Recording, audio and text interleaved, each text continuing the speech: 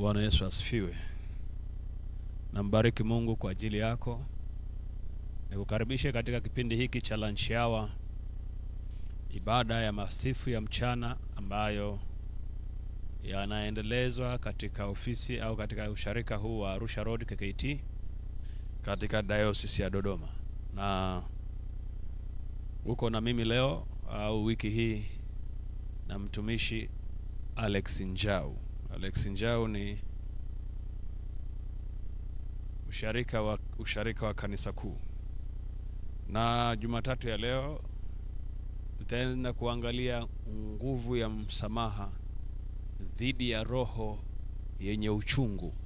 Nguvu ya msamaha dhidi ya roho yenye uchungu. Kile kitabu cha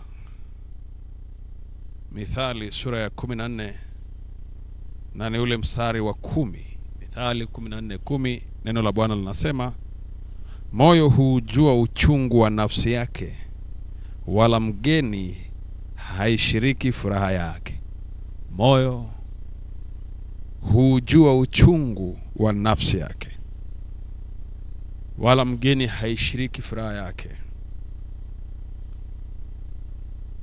Mgeni hapa iko kwa sura mbili. Sura ya kwanza ni mgeni kama jirani, mtu jirani, lakini sura ya pili ni mgeni kama jambo jipya ambalo linaweza likainuka ndani ya moyo wa mtu. Kwa mfano, katikati ya magumu mtu ambaye anaweza akapitia, kuna taarifa njema inaweza ikaja. Huyo ni mgeni anayeleta taarifa njema, lakini maumivu yanaweza yakaondoa furaha ambayo kwa namna moja au nyingine hiyo furaha ikaondolewa. Bwana Yesu asifiwe. Sasa mara nyingi watu wenye moyo wa uchungu ni watu ambao hawajui kusamehe. Na nasi natamani ufahamu kwamba kuna aina mbili ya dhambi ambazo ufalme wa Mungu hausamehi. Aina ya kwanza ya dhambi ambayo ufalme wa Mungu au wa mbinguni au Mungu Baba hasamehi, tunaifahamu ni dhambi ya kumkufuru Roho Mtakatifu. Lakini aina ya pili ya dhambi ambayo ufalme wa Mungu hausamehi ni dhambi ya kutokusamehe. Kile kitabu cha Mathayo sura ile ya 6 mstari wa 15. Mathayo 6:15 nasema, bali msipowasamehe watu makosa yao, wala Baba yenu hata wasamehe ninyi makosa yenu. Kwa hiyo kusamehe kwako wengine kunaleta mbingu ikutazame na ikupe nguvu ya msamaha.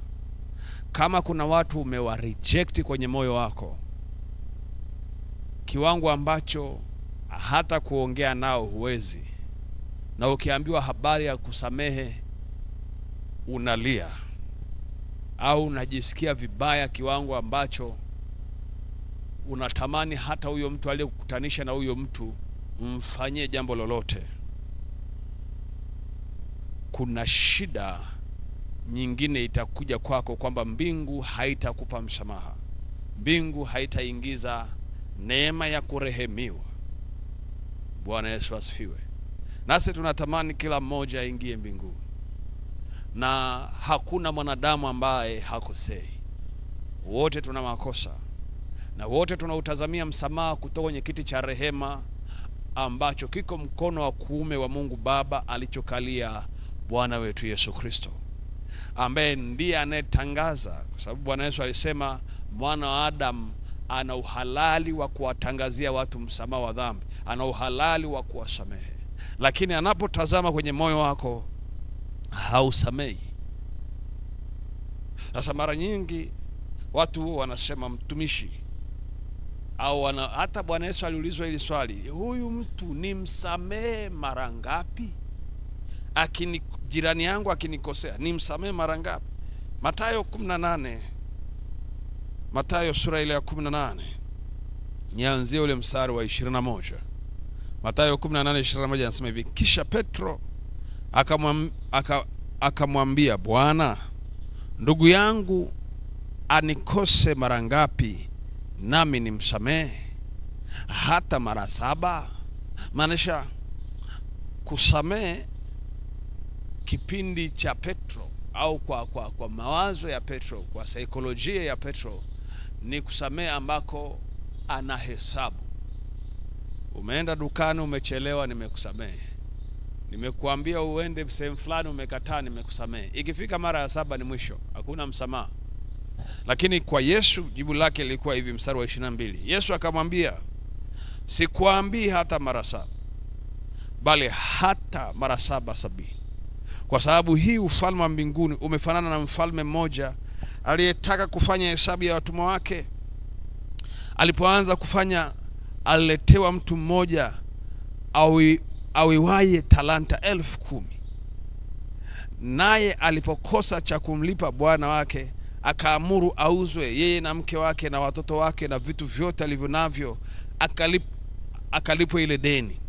Basi yule mtumwa akaanguka akasujudu akisema, Bwana, nivumilie nami nitakulipa yote pia. Bwana wa mtumwa yule akamhurumia, akamfungua, akamsamehe ile deni. Mtumwa yule akatoka, akamwona mmoja wa wajoli wake aliyemwia dinari 100, akamkamata, akamshika koo, akisema, nilipe uiwacho. Basi mjoli wake akaanguka miguuni pake, akamsihi akisema, nivumilie nami nitakulipa yote pia. Lakini hakutaka, akaenda akamtupa kifungoni hata alipoilipa ile deni. Basi wajoli wake walipoyaona yaliyotendeka, walisikitika sana, wakaenda wakamweleza bwana wao yote yaliyotendeka. Ndipo bwana wake akamwita akamwambia, ewe mtumwa mwovu, nalikusamehe wewe deni ile yote uliponisihi. Nawe je, haikukupasa kumrehemu mjoli wako kama mimi nilivyokurehemu wewe?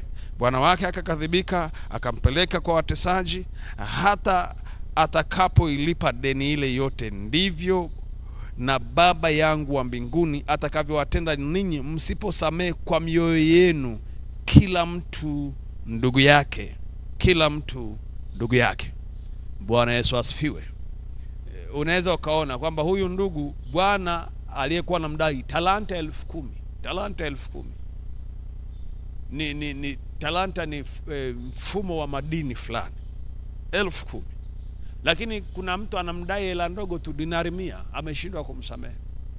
Na ndivyo ambavyo tunavyokuwa tunataka msamaha kwa Mungu, lakini hatuwasamehi wengine. Sasa nimekwambia mara nyingi msamaha huwa una hatua. Kuna mtu anakusamehe, moyo wako uko huru, hauna maumivu, hauna majuto, hauna uchungu, ni rahisi kumsamehe. Lakini kuna mtu ambaye ana maumivu, ana vidonda kwenye moyo, na matendo aliyotendewa sio ya kawaida. Matendo mengine yamekuwa ni ya miaka na miaka. Huyo mtu unamsamehe namna gani? Kwa sababu ni kama ukitaka kupitisha msamaha kwenye moyo, ni kama kidonda kinaguswa, ni kama kidonda kinatoneshwa, ni kama kidonda kinatobolewa. Bwana Yesu asifiwe. Na watu wengi sana wako na nia ya kusamehe, wako na nguvu ya kusamehe, wako na sababu ya kusamehe, lakini moyo wao umegoma. Akilini umeshamsamehe huyo mtu, huwazi, kinywani unamtakia mema, lakini moyo ni mzito. Sasa kufika hii hatua ya msamaha wa namna hii, lazima ujifunze kushughulikia maumivu ya moyo wako. Maumivu ya moyo wako. Mioyo inafanywa na watu, inaumizwa kwa njia mbalimbali. Mioyo inajeruhiwa kwa njia mbalimbali. kwa njia mbalimbali. Mtu ana moyo wake unashindwa kusamehe kwa sababu amezaliwa akatelekezwa na wazazi, akakulia maisha ya shida alipokulia huko, na bado akawa anapokea maneno magumu kutoka upande ule ambao ulimtelekeza, na sasa anapaswa kusamehe. Hana shida, hajawahi kutamka baya lolote, hajawahi kuzungumza gumu lolote kwa huyo aliyemtelekeza, lakini moyo ni mgumu, moyo una uchungu. Pia kwenye eneo la mahusiano ni mahali ambapo watu wanajeruhiwa mioyo kiwango ambacho wanashindwa kusamehe, na hatari ya msamaha ambayo inatokana na moyo kujeruhiwa humpelekea huyu ambaye ameshindwa kusamehe kujijeruhi mwenyewe. Bwana Yesu asifiwe. Na ndio maana ukiona wewe kusamehe kwako kunaleta matokeo ya maumivu kwenye moyo, maanisha wewe una kidonda au na vidonda vya moyo, inabidi uanze kushughulika na moyo ambao uko kwenye maumivu. You have to deal with your heart. You have to deal with the wounds in your heart. Inabidi ushughulikie majeraha ya moyo wako. Kile kitabu cha Methali 4, Methali sura ile ya 4 na mstari ni ule wa 13. 23. Methali 4 mstari ule wa 23. Neno la Bwana linasema hivi: linda moyo wako kuliko yote uyalindayo, maana ndiko zitokako chemchem za uzima, the spring of life. Kumbuka, msamaha ulirudisha watu wengi kwenye uhai. Msamaha umehusika kwenye kufufua wafu. Msamaha umehusika kurejesha vilivyopotea. Msamaha. Bwana Yesu asifiwe. Sasa msamaha uko kwenye moyo, sio kwenye akili, uko kwenye moyo. Sasa usiposhughulikia uchungu kwenye moyo, maanisha chemchemu inayoleta uzima unaozalisha msamaha itakuwa imekauka. Kwa lugha nyingine, ikiwa imekauka, hakuna kitu kitakachozaliwa hapo, na matokeo yake kama hautasamehe, maanisha na Baba wa mbinguni hatasamehe. Kwa hiyo yakupasa kutoka kwenye moyo wako. Kama unaona ikija swala la msamaha unasikia ni kama moyo unapasuka, moyo unalipuka, mpaka wengine wamepatwa na pressure, mpaka wengine wameanza kupata shida za madonda ya tumbo, kwa sababu ukisoma vizuri kitabu cha Mithali utaona ya kwamba moyo unasababisha mifupa kukauka, moyo unasababisha tumbo kuuma. Maanisha watu wengi wenye madonda ya tumbo, kuna asilimia zipo kadhaa zinasababishwa na kutokusamehe na moyo wenye maumivu. Kila ukimwaza huyo mtu, moyo unalipuka, alafu unasikia uchungu unatembea kwenye tumbo lako, maanisha hapo kuna asidi imeingia kwenye tumbo lako, na mwisho wa siku unaanza kusikia una madonda ya tumbo. Watu wenye pressure hivyo hivyo, watu wenye mioyo mikubwa hivyo hivyo, unaenda hospitali kupimwa, lakini moyo, watu wengi wana sura za kuzeeka. Sio kwamba wamezeeka, kwa sababu Biblia inasema moyo mzito huinamisha uso. Unazeeka kabla ya wakati kwa sababu ya kutokusamehe. Sasa ninajua unaweza ukaambiwa usamehe, lakini haujashughulikia kidonda kwenye moyo. Hapa niko kukwambia lazima kushughulika na uchungu kwenye moyo. Kitabu kile cha Waefeso sura ya 4 na ule mstari wa 26 sema, mwe na hasira ila msitende dhambi, jua lisichwe na uchungu wenu bado haujawatoka. Jua lisichwe na uchungu wenu haujawatoka. Kwa sababu kwa kusoma kwangu maandiko nimekuja kugundua hata mtu kuwa mchawi ni matokeo ya moyo kuwa na uchungu. Kitabu kile cha Matendo ya Mitume sura ya 8, angalia nianzie ule mstari wa 18. Hata Simoni alipoona ya kuwa watu wanapewa Roho Mtakatifu kwa kuwekewa mikono, ya mitume, akataka kuwapa fedha, akisema nipe na mimi uwezo huu ili kila mtu nitakayemwekea mikono yangu apokee Roho Mtakatifu. Lakini Petro akamwambia, fedha yako na ipotelee mbali pamoja nawe, kwa kuwa umedhani ya kuwa karama ya Mungu yapatikana kwa mali. Huna fungu wala huna sehemu katika jambo hili, kwa kuwa moyo wako si mnyofu mbele ya Mungu. Basi tubia uovu wako huu, ukamwombe Bwana ili kama yamkini akusamehe fikira hii ya moyo wako, kwa maana na kuona katika uchungu kama nyongo, katika uchungu kama nyongo, tena katika kifungo cha uovu. Simoni akajibu akasema, niombeeni ninyi kwa Bwana, yani yasinifike mambo haya mlioyasema hata moja. Kwa lugha nyingine, roho ya uchungu inaondoka kwa maombi, kwamba Simoni ambaye alikuwa ni mchawi, kwa sababu kianzia ile mstari wa 9, hii Matendo ya Mitume 8 mstari wa 9, Simoni alikuwa ni mchawi, anafanya uchawi kwa makubwa. Filipo alipokuja akaokoka, Petro alipokuja akaanza kuachilia nguvu ya Roho Mtakatifu kwa waumini waliomwamini Yesu Kristo, Simoni akataka na yeye apewe hiyo nguvu. Lakini Petro akamwambia, hii swala la uchungu ndani yako halijaambatana tu na uchungu, lakini nyuma yake kuna kifungo cha uovu. Kwa inabidi utubu ili Mungu akusamehe fikra hiyo. Kwa kumbe kuna kusamehewa kumsamehe mtu, lakini kuna kusamehewa kusamehe kuna kuondoa uchungu.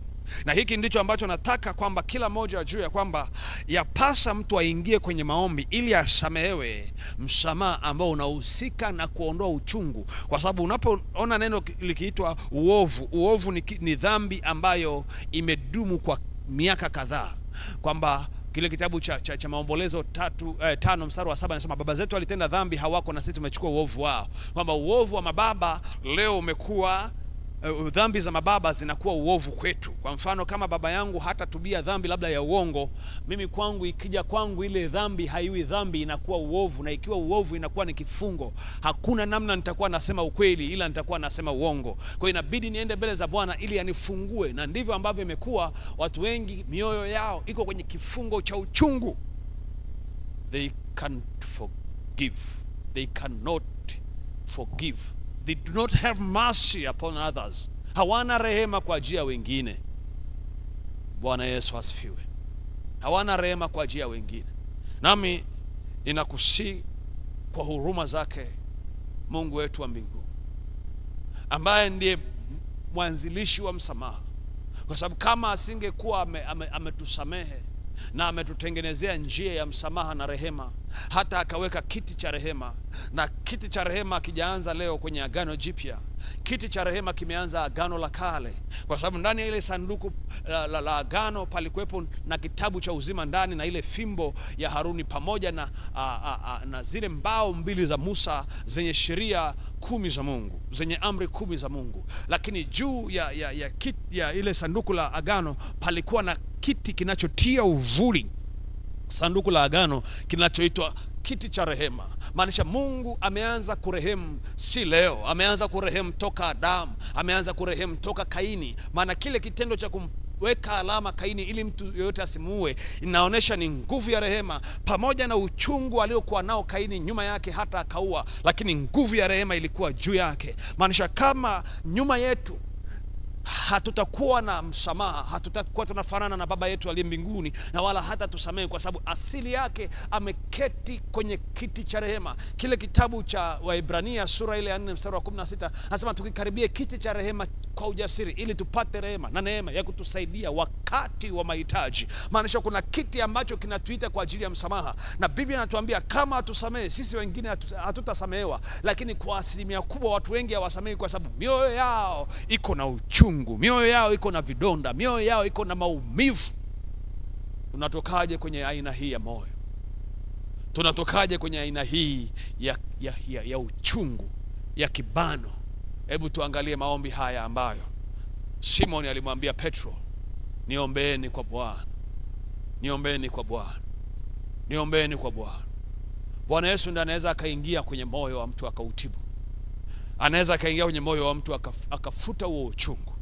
Na wakati mwingine moyo unaweza ukakudanganya kwamba I'm okay, niko sawa, lakini kiukweli ukibanwa vizuri unatoa machozi. Wewe mwenyewe unajuaga kuna mazingira tu unaweza ukajiona hauna uchungu wowote. Siku moja nimekuwa nimeangalia clip moja au video moja inatembea, na huyu mtu alikuwa barabarani anagawa vikaratasi, lakini hivyo vikaratasi vina ujumbe wa kutuliza moyo. Na mtu mmoja akasema, akawa amesoma kile karatasi, alikuwa tu amekaa zake yuko na amani kabisa, akasema ule ujumbe akausoma, akasema ninaamini utapona kutokana na hayo unayopitia usioweza kumwambia mtu yeyote, hayo unayoyapitia ambayo hauwezi kumwambia mtu yeyote. Yule jamaa nilimuona ameenda pembeni akaanza kulia, lakini he was very fair before men, alikuwa yuko vizuri tu mbele ya watu. Lakini alipopokea huo ujumbe, nini maana yake? Kuna baadhi ya maneno yanapita, yanafunua kile kilichofunikwa na moyo ukidhani uko sawa. Kuna baadhi ya nyimbo zinafunua vidonda. Kuna baadhi ya salamu huwa zinafunua hayo maumivu. Kuna baadhi ya kumbukumbu, kuna baadhi ya video ukizitazama zinafunua, zinakuonyesha kwamba kumbe moyo wako ulipretend, kwa sababu moyo huo una tabia ya kujidhani ya kwamba uko salama. Kile kitabu cha Yeremia, nabii Jeremiah, sura ile ya 17, Yeremia 17, nianzie mstari ule wa 10. Moyo huwa mdanganyifu kuliko vitu vyote, una ugonjwa wa kufisha, nani awezaye kujua? Kwa lugha nyingine, wewe mwenyewe unaweza usijue kama uko kwenye maumivu mpaka patokee tukio moja uanze kulia, na wala unaweza usijue, maana moyo unaweza ukainuka jambo lingine. Tumesoma ile Mithali 14:10 inasema wala furaha wala mgeni achanganye kwenye hiyo furaha, kwa sababu huzuni ya moyo, huzuni ya nafsi, moyo ndio unajua. Kwa lugha nyingine, moyo huo una tabia ya kuficha maumivu ya nafsi. Bwana Yesu asifiwe. Lakini mstari wa 10 inasema, Yeremia 17:10, mimi Bwana nachunguza moyo na vijaribu viuno, hata kumpa kila mtu kiasi cha njia zake, kiasi cha matunda ya matendo yake. Kwa Mungu huwa anafanya kazi ya kutafiti. Kile kitabu cha Zaburi 139 mstari wa mwisho kabisa, mstari wa 23 na 24, nasema Bwana unichunguze ujue moyo wangu, unijaribu uyajue mawazo yangu, uone kama iko njia iletayo majuto ndani yangu, ukaniongoze katika njia ya milele. Maanisha kuna maumivu yanaweza yakajificha huko ndani usiyajue.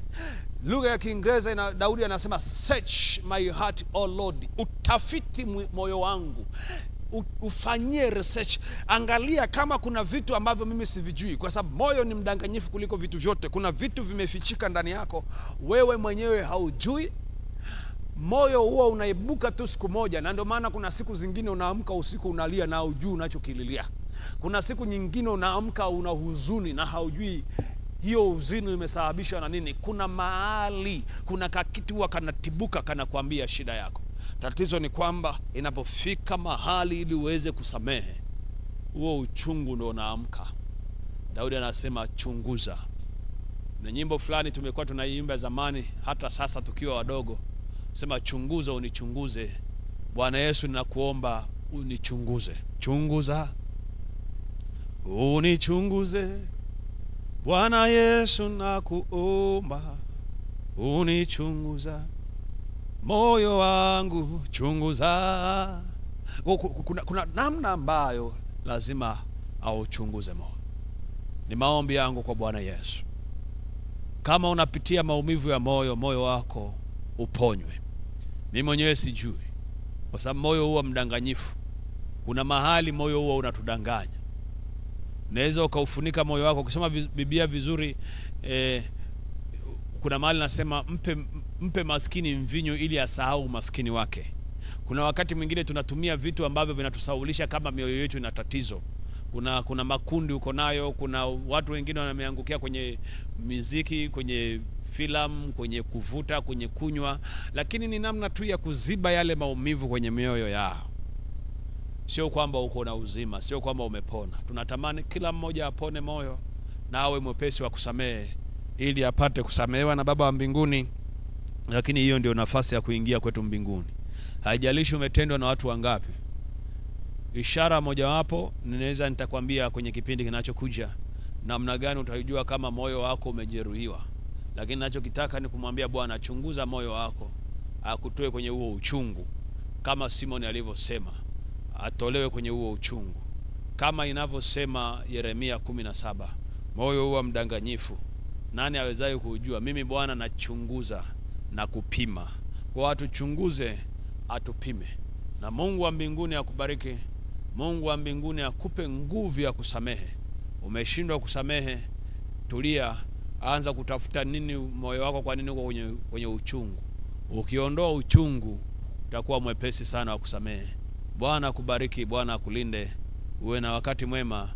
Mkono wa Bwana uwe juu yako, na mbingu ikuhudumie kwa Yesu Kristo Mwokozi wetu. Amen.